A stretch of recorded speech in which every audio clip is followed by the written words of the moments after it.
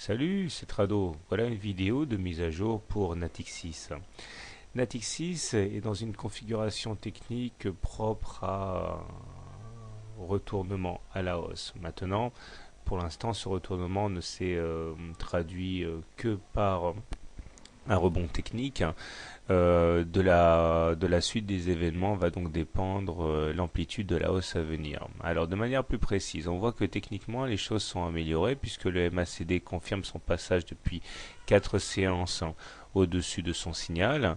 Le stochastique, quant à lui, est déjà passé au-dessus de son signal et fonce vers la zone de surachat, c'est-à-dire vers les 80, tandis que le momentum, enfin, s'extirpe de sa zone négative enfin, il est tout juste sur la limite pour passer positif.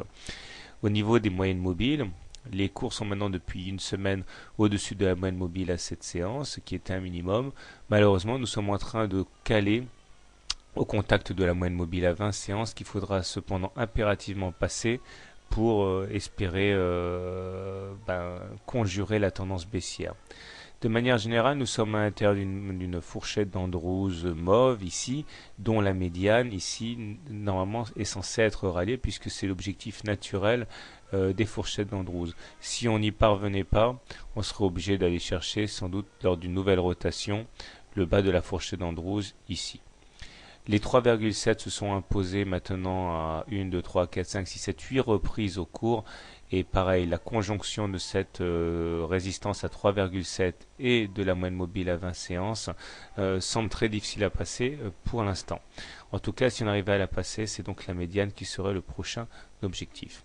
Malheureusement, étant donné que nous sommes en dessous d'une moyenne mobile à 20 séances toujours baissière, la tendance n'est pour l'instant que celle d'une tendance baissière en consolidation.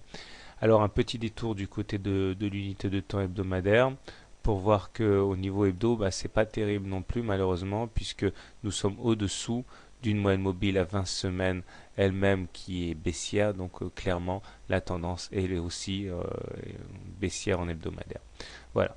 Donc pour faire simple, si vous êtes haussier, vous avez un trade à jouer ici, entrer dans la M7, c'est acheter au plus proche de la M7 pour espérer rallier ensuite la médiane en mettant un stop loss quand même au-dessous de la M7 en cas de clôture. Si vous êtes négatif sur la valeur, il vaudrait peut-être mieux attendre que l'on teste l'objectif baissier pour acheter. Voilà, bonne soirée ou bonne journée, bon trade et à demain.